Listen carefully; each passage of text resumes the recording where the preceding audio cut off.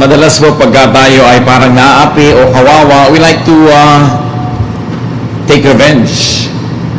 Gusto natin magiganti. Pero ano nga ba ang pinakamabisang paraan to take revenge against our enemies?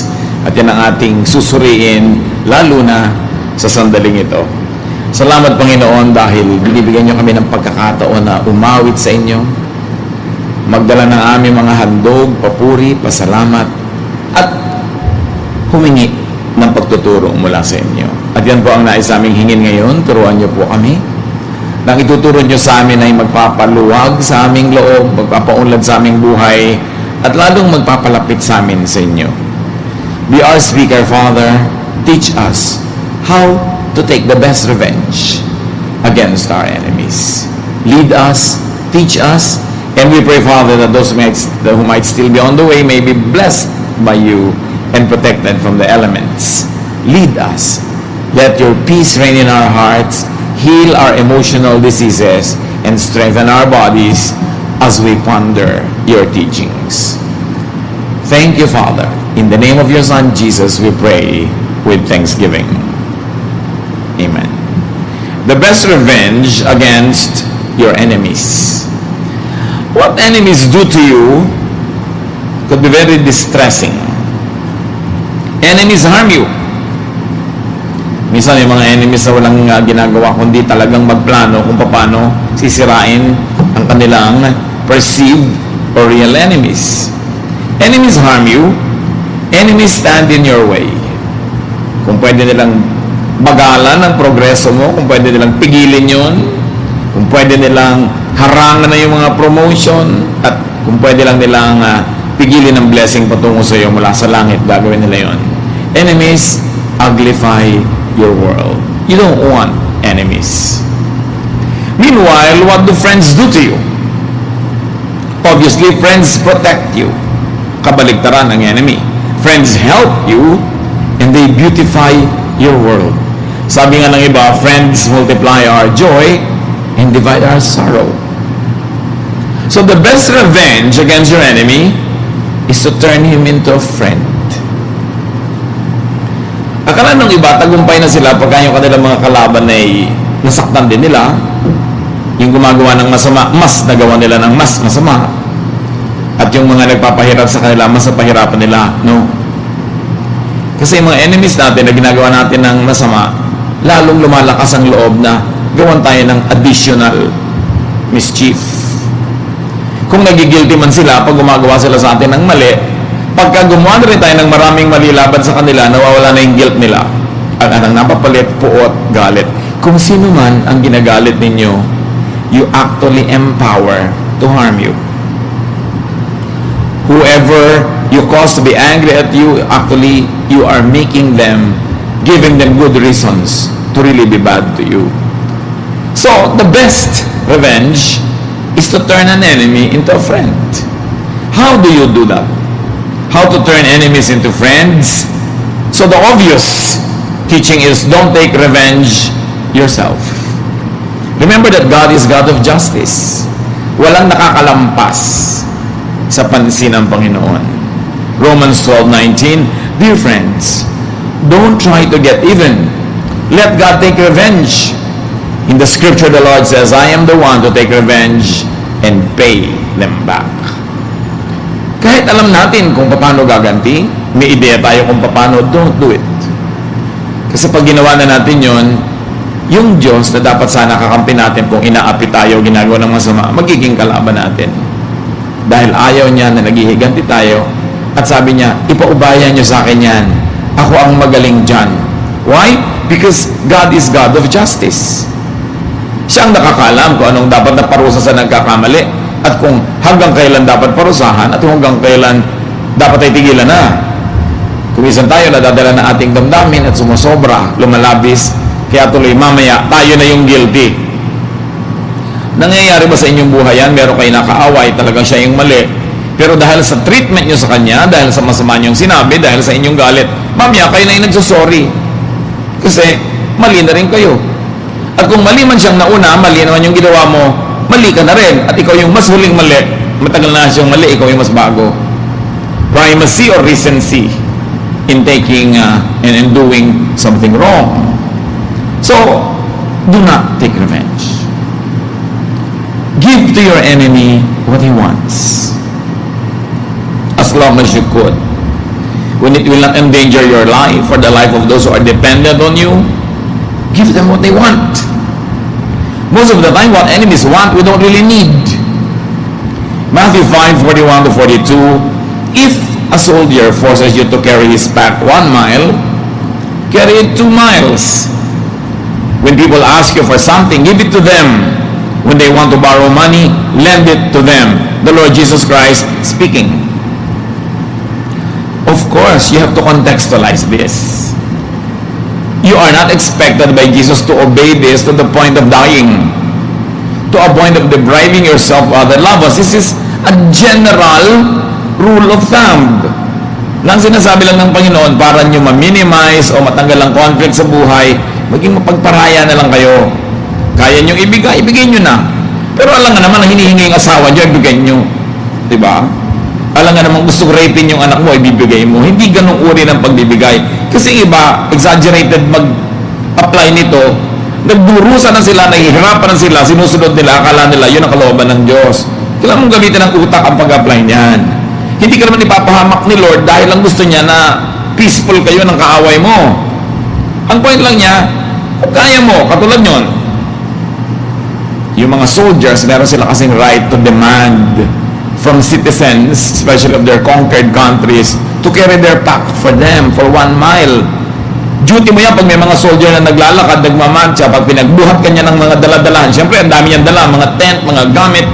Pag pinagbuhat niya yung mga ususerong mga nanonood, obligado ka, nagbuhatin mo yun. Pero may hangganan, 1 mile. A little bit more than 2 kilometers. Hindi ka naman papayagan ng Roman law na sobrang mapalayo sa sarili mong bayan dahil pinagbuhat mo yung sundalo. Pero sabi nila, o kaya mo, di, tanongin mo soldier, gusto nyo pa 2 miles?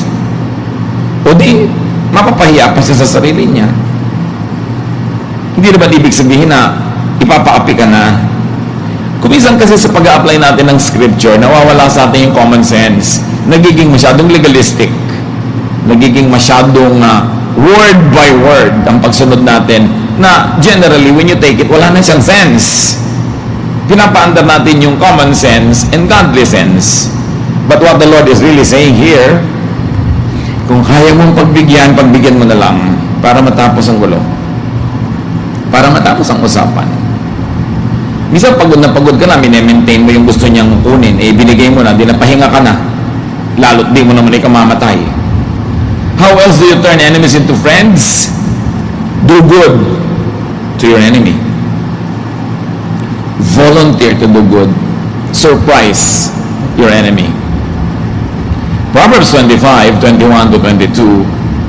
If your enemies are hungry, give them something to eat. And if they are thirsty, give them something to drink. This will be the same as piling burning coals on their heads, and the Lord will reward you. Akala ng iba, pagka binigyan mo ng mabuti yung mga kaaway mo, parang sinunod mo na rin yung anit nila dahil sabi, it's piling burning coals on their heads. But according to some researchers into the culture of ancient Israel, wala naman talaga silang posporo ng araw, so ang nangyayari, pagka namatay yung ilawan nila, kailangan pa nilang manghiram sa kapitbahay nila ng pangsindi ng kanilang apoy. At ano yun? Burning coals. So, ay, namatay yung ilaw ko, namatay yung aming lampara. So, pupunta ka sa malayong kapitbahay, bibigyan ka niya ngayon ng burning coals na inilalagay sa para mga palayok na sinusunong ng marami, lalo ng mga babae. So, it is heaping burning coals on people's heads. Ibig sabihin, giving them what they want. Hindi pinarusahan mo na ginawang bibingka yung anit nila, hindi ganon yung reading dyan. But in any case, why give food to your enemy? Why give them a drink? Because kindness disarms people. Pag gumawa ka ng kabutihan, lalo yung hindi inaasahan, biglang-biglang nawawalan siya ng lakas ng loob na gawa ka ng masama. Pero may balak na siyang gawa ka ng masama, tapos gumawa ka rin ng masama, lalong lalakas ang loob niya na gawang ka ng hindi mabuti. Mawawala na sa kanya yung konsyensya lalo. Makikipag-unahan siya sa iyo sa paggawa ng masama para ma-preserve niya yung buhay niya. At hindi lang yun, pag ginawan mo ng mabuti yung kaaway, may reward ka pa from the Lord. Isang reward, you feel good. Wala kang guilt. And the Lord knows how to repay those who are obedient. How else do you turn your enemies into friends? And by now, naglalaro na siguro sa inyong guni-guni kung sino-sino i-consider nyo ngayon na enemy. Sino yun? Matthew 5:43 to 44 tells us, love your enemy. You have to love your enemy. You have heard people say, love your neighbors and hate your enemies. But I tell you to love your enemies and pray for anyone who mistreats you. You love my enemy. Paano yun? Love can be emotional, and that is hard to do. It's hard to apply to your enemy.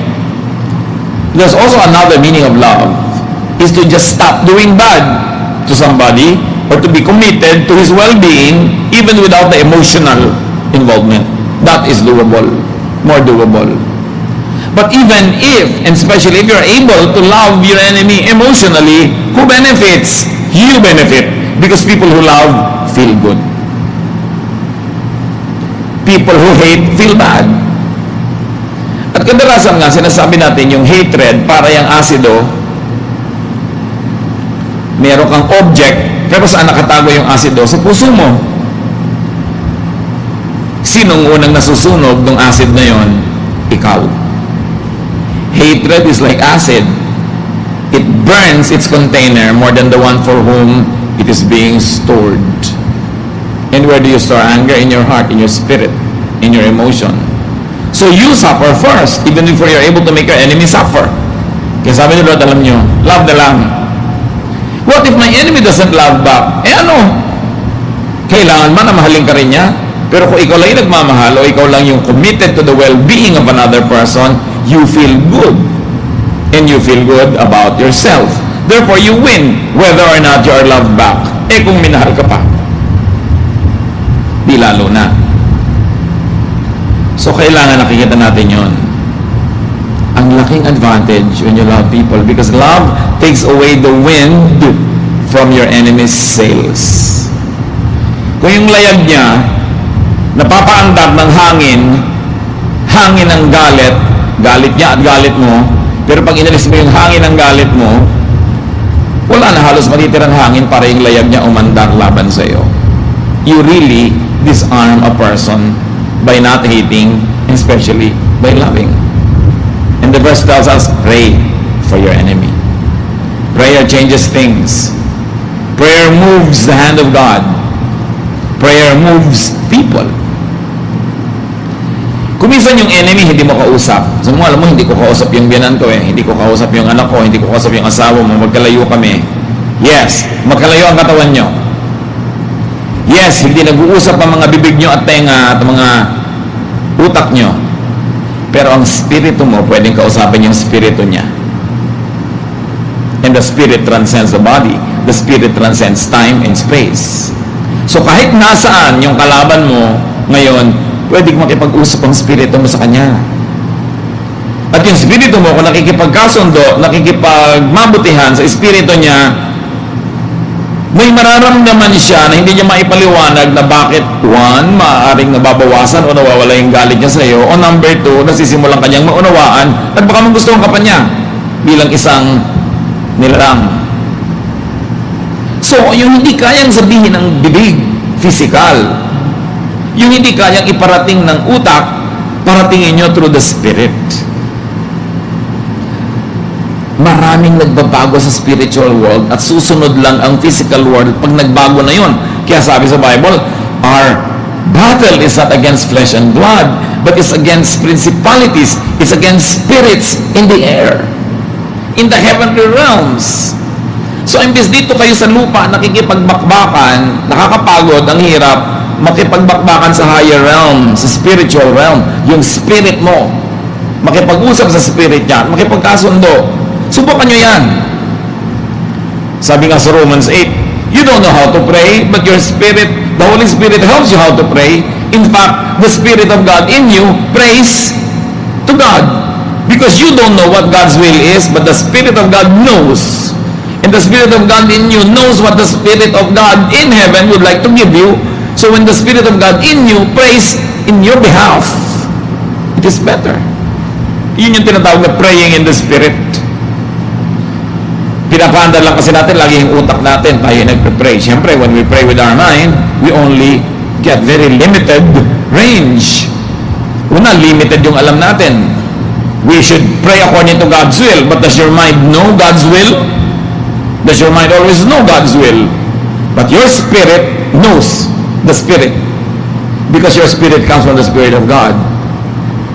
Eh kung makikipag-usap ka pa sa ibang tao through satellite, via God. Gusto mo sabihin sa asawa mo, magbalik ka na tayo, pero wala kayong communication. Sumusa kay Lord, Lord, sabihin nyo naman sa Kanya, magbalik ka na kami. Mahirap ba sa Espiritu ng Diyos, nakausapin niyo yung Espiritu ng asawa mo? At mahirap ba sa Espiritu mo, nakausapin niyo yung Espiritu ng Diyos? Kaya nga may satellite eh. Pag nag-beam tayo ng mga materials, let's say to the USA, hindi yun makakarating doon kasi nakaliko yung Earth. Hindi naman liliko yung mga waves. So, ipapatamayin mo sa satellite at ibibim ng satellite doon sa kabilang part ng mundo, nakakarating doon. And God is our satellite. So, you use satellite when you pray. Pagka meron kang gusto kausapin, mabagbag ang kanyang kalooban, unahin mo sa prayer. Ang dami-dami kasi nating kapangyarihan na available. Limited ang ginagamit natin, yun lang utak. Maraming mararating ang spirito natin, kahit yung katawan natin nandito, nabibihag tayo ng katawan lang. Nalilimutan kasi natin that we are body, mind, and spirit. That we are body, soul, mind, or emotion, and spirit. Limited, at saka hindi na-develop yung spiritual life. So, pray for your enemy. Nothing is impossible with God. And nothing is impossible to those who pray. When you pray, you plug in to the source of power. And you win further when you pray and when you love, because a hating and a cursing heart suffers. But a loving and a praying heart enjoys. So pag nagmahal ka, panalo ka. Di ba nararamdaman nyo yan, ha? Yung mga one-way makipag-ibigan, yung love na love niya siya pero hindi niya kayo love. Di ba na-excite din naman kayo, sumasaya rin kayo. Dumadaan siya, talagang nagsa-somersault yung puso nyo, pero he doesn't know you exist. Pero sinong sumaya? Siya o ikaw? Ikaw. So okay lang magmahal, pero kung hindi kayo mahal, huwag nyo ipilit. Magmahal na lang kayo one way, pwede rin yun. Sasaya rin kayo. Pero siyempre, iba kong two-way. Pero paano naman kung 10 tao, yung isang tao lang ang gusto ng 10 na yun, siyempre isa lang yung mapagbibigyan doon. It's good to love. Walang lugi sa umiibig. Nalulugi ka lang kung sinusukat mo ang lahat through money, through time, through effort, through gifts. Nagbibigay ka, hindi ka man binibigyan, you feel lugi. But when you give to someone you love, and you really feel like giving, kahit hindi ka nung suklian, daig mo pang sinuklian kasi masaya ka. Eh, kung sinuklian ka pa, lalo na. So Matthew 18:15 also gives us another insight. If one of my followers sins against you, go and point out what was wrong. Sabi ni Lord. But do it in private. Just between the two of you. If that person listens, you have won back a follower. So how to turn an enemy into a friend, how to turn even a backsliding brother or sister into another active church member. Do not provoke your enemy to be defensive and offensive. Kung minsan yung kalaban natin gusto rin makipagkasundo, napapagod din naman siya eh. Kaya lang yung ating mga salita, mga arte, mapanghamon. At dahil nakahamon siya, papatunayan niya na siya ay malakas, siya ay makapangyarihan, lalo kanyang lalabanan. But you can ask for almost anything from people when you ask privately, when you ask quietly and humbly, when you do not provoke them to have to be proud, to defend themselves. So don't attack. May mga ibang taong katakasan nila, bakit kahit na lang kung saan pumunta, may nang-aaway sa akin? Siguro kaaway-away ka. You provoke people. Baka ang sinasabi mo, nakakainis, nakakagalit. Kaya ang reaksyon ng tao, magalit sa iyo. Remember, when people react to you, you act first. So what is your action that demands that kind of reaction from others? It's important. Do not provoke people to be hard-hearted. Huwag mong ilalagay ang inyong usapan into a public contest na publicly kailangan niya tuloy manalo. So pagka meron kang, minsan sa family, ganyan lalo yung mga born-again Christian, they turn it into a contest kung a-attend sa church nila yung asawa nila o anak nila o whoever. Lagi nilang pinipilit, lagi lang nilang sinisukol, lagi na lang nilang corner para umattend. Tuloy ayaw nang umattend ng tao dahil pag umattend siya, mukha siya natalo. Don't turn it into a contest. Because when you turn it into a contest, your opponent would like to win. Naturally. So, nasa sa style din natin yan. Do not provoke people to be defensive. And there's a very thin line between defense and offense. Pag nang-a-attack ka, people will defend themselves and attack back. So, respect your enemy's privacy and discretion. Pag kailangan siyang sumuko, kailangan siyang matalo, do it in a very private ritual or ceremony, minus an audience. It will become easier for your opponent to surrender. Pero siyempre, pag may audience, gusto niya, siya yung mukhang panalo. Be gentle with your enemy. Ganyan naman ang style ni Lord So be gentle with your enemy. Proverbs 15:1. A kind answer soothes angry feelings, but harsh words stir them up. Madalas natin i-quote. Pag galit na galit ang tao sa'yo, tapos ang sagot mo banayad, malumanay, mababa ang tono, mawawala yung galit niya. At hindi man mawala ang buong buo ang galit niya, mawawala yung kabangisan niya. Because you defang your enemy when you are gentle. But when you are fierce, you threaten your enemy, and your enemy will be forced to show much more force than he's already doing. So galit na galit ang asawa mo, may sinabi sa iyo, ang sagot, malumanay. Meron kang gustong sabihin, bukas na, pag malamig na yung ulo niya. Huwag mo sabayan. Lahat naman na nag-aaway, nagsabayan kasi. So yung matalinong tao, pag alam mong galit yung kaharap mo, hindi ka na lang ngayon maglalabas ng gusto mong sabihin o ng galit, because for everything there's a season and a time for every matter under heaven. Huwag mapagbigyan mo lang yung katinang dila mo para magsalita, yung silakbo ng yung damdamin, masunod mo, kahit talo ka naman. Ang mahalaga manalo. In a quiet way. Sabi nga ni Mao Zedong, one step backward, then two steps forward. The real winner will not always move forward when it's more prudent to step backward. And when you step backward, it appears that your opponent is winning. Therefore, he will relax. And when he is relaxed, then you can move two steps forward. Timing. So a kind answer. We never condone any form of physical violence against women, especially against wives.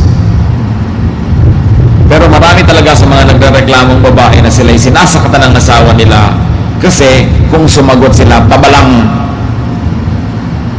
Mainit ang ulo ng asawa, mainit din ang ulo niya. Hindi ko sasabi huwag yung initan ang ulo niyo, pero timing.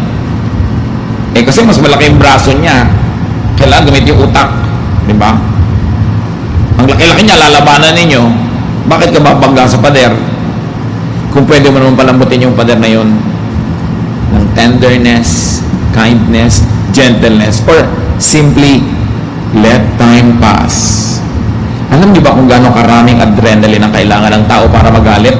Gaano karaming blood chemistry ang kailangan maiba para siya magmagawang halimaw at magkaroon ng lakas ng halimaw at mag-isip na parang halimaw? Ang dami nun. Nakakapagod yun. So nobody can stay angry for too long. Dahil mauubusan siya ng energy. So hayaan yung ubusin niya yung energy niya, nagalit siya. Pag ubus na, nakapahinga na siya, tsaka niyo ngayon sabihin yung point niyo. And give a kind answer. Pag may sumandal sa'yo, at nilabanan mo yung pagsandal niya, maglalabanan kayo. Pag merong tug of war, humila siya, humila ka rin, ang tagal niyong nakatayo, naghihilan kayo, nakakapagod, subukan mong bitawan yung lubid, tutumba siya mag-isa. Kasi hindi mo alam na nagpapatayo sa kanya at nananatili siyang nakatayo, yung energy mo. Bitawan mo, tutumba siya. Ganun din yung sobrang matapang, sobrang galit. Bitawan mo lang, tutumba siya mag-isa. But when you expend your energy against his energy, you just energize your opponent. Hindi tayo pinapatalo ng Bible. Ang talino ng mga pinagkalooban niya, mga karunungan na binabasa natin na sinasabing, a kind answer soothes angry feelings. A wise person will answer kindly. Kaya ang pinipili ng mga ambassador, yung mga mahinahon, kasi maigigera mo at dadali mo sa gera ang iyong bansa kung ang ambassador ay mapusok.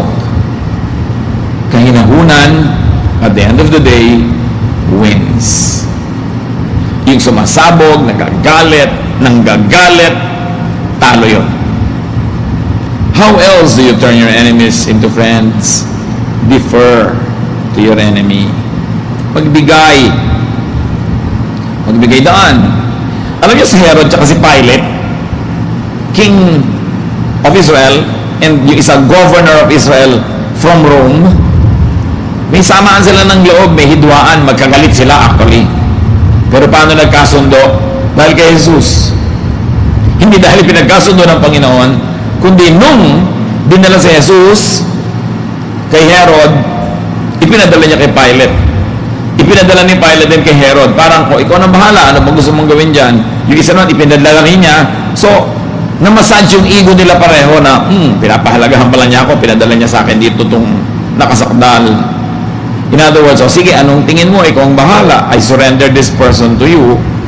So sabi sa Luke 23:12, that same day, Herod and Pilate became friends, even though they had been enemies before this. Dahil nagbigayan. Siyempre, alam naman natin pinagbigayan nila hindi maganda, yung trial of the Lord. Pero ang point, sila naging friends dahil nagbigayan. Sa lahat ng ginagawa natin, mga kapatid, let good, not bad, win. That's why you should not take revenge. Bad siya, nag-revenge ka, di bad ka na rin, wala ka ng lamang. Pag nagsakdal ka sa Diyos, wala ka na rin positive points kasi pareho na lang kayo. Romans 12:21, don't let evil defeat you, but defeat evil with good. Talunin mo ang masama ng kabutihan. Yun ang tunay na tagumpay. So masama ang pakita sa inang biyanan mo, patuloy kang magpakita ng kabutihan. Mananalo rin yun. Dahil mapapagod din ang biyanan mo. At number 2, baka meron ka rin kasi hindi kabutihan, hindi mo lang napapansin. So ngayon, sa paggawa mo ng mabuti, you inspire the other person to show the good side. But when you do bad, you inspire the other person to show the bad side. Kung ano ang kilos ng tao sa presence natin, hindi lang siya ang may pananagutan doon. Malaki pananagutan natin doon.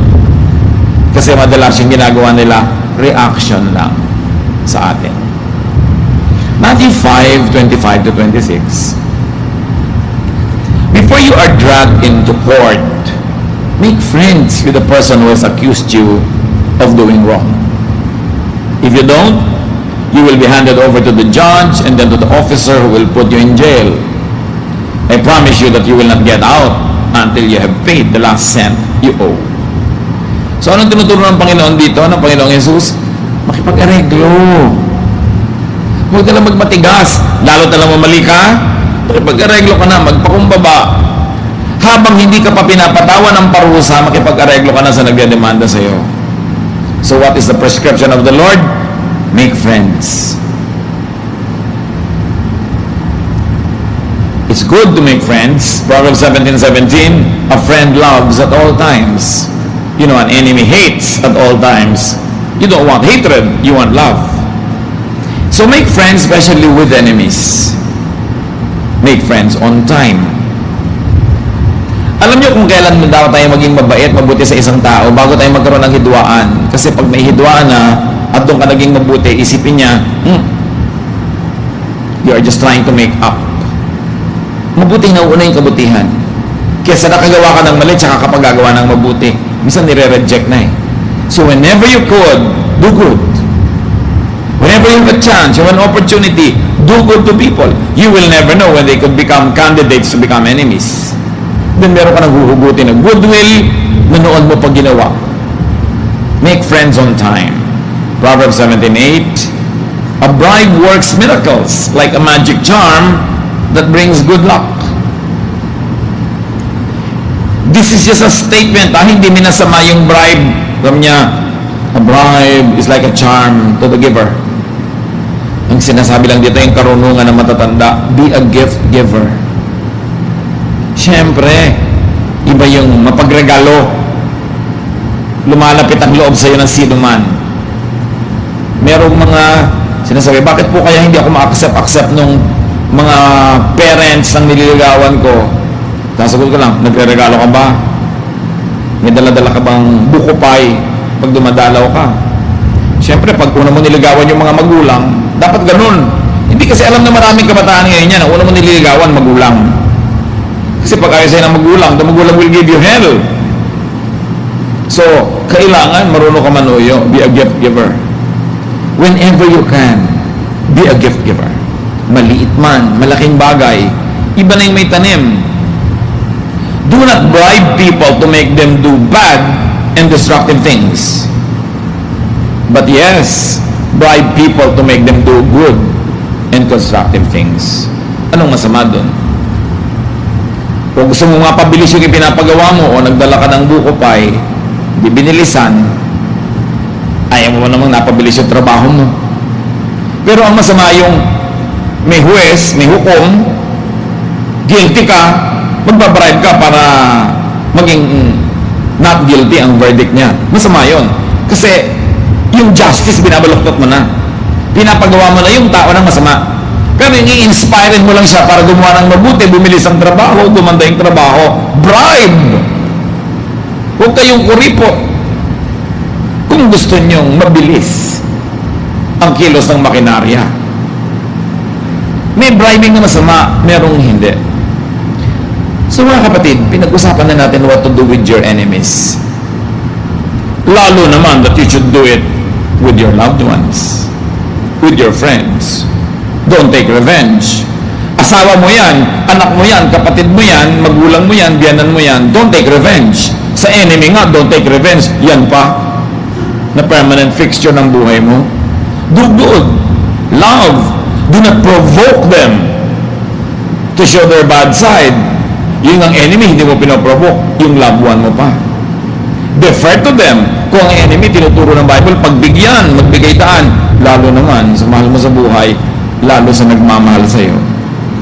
If you are told by the Bible to make friends with your enemies, 100 times over, you have to make friends with your family. You have to make friends with those who already are friends.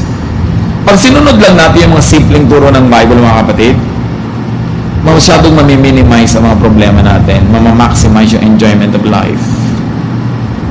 So don't make enemies. And if you have enemies, don't take revenge. Turn them into friends. The wise person does not bite. The wise person does not cause others to bite her or him. But you put a smile on their face. That is a true victory. Panginoon, siyasatin mo po kami kung sa mga kilos, ugali, gawa, pananalita namin, nakakagawa kami ng mga kaaway. Kung may pattern ng buhay namin na laging may naiinis, nagagalit, meron kami hindi nakakasundo, paulit-ulit, pumalik-balik, turuan mo kaming suriin na ang sarili namin sa mga pananagutan namin sa mga pangyayaring ito. Turuan mo kami, Panginoon, kung paano aalisin ang galit ng mga nagagalit sa amin. Kung paano sila, huwag namin salingin to the point that they are threatened and they are challenged. Teach us to be meek, to be diplomatic, to be friendly. At kung ito naman ay itinuturo mo ang gawin namin sa aming mga kaaway, lalo naman, Panginoon, enable us, give us the wisdom to do more than that to those that we love and to those who love us. Hanapan natin sa Panginoon ng application, ang napakamakapangyarihang katotohanan na ito, that we should turn our enemies into friends. Lord, as we ponder your word, as we sit quietly in your presence, add more applications, open up our minds, clarify your message for each one of us.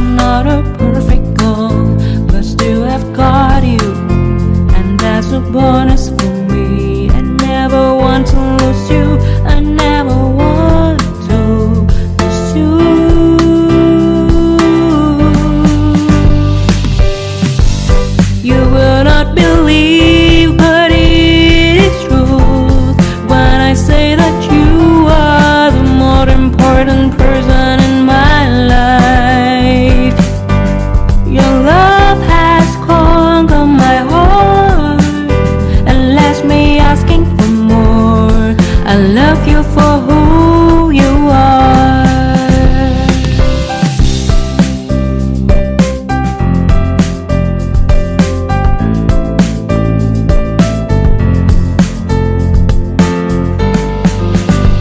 I am lucky enough to have a boyfriend like you.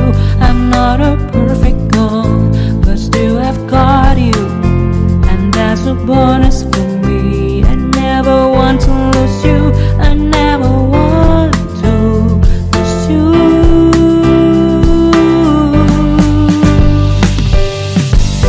You will not believe, but it is true when I say that you are the more important person in my life.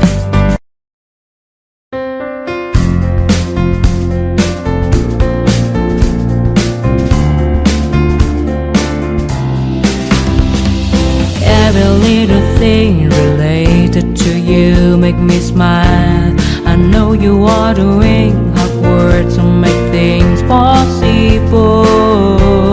I want to let you know that I am with you, and I will be forever. Every little thing related to you make me smile. I know you are doing hard work to make things possible. I want to let you know that I am with you, and I will be forever. When you talk, I want to listen to you for hours. When you are there beside me, I feel like looking at you all the time. My love for you will never really change. Just want to tell you that you mean a lot to me.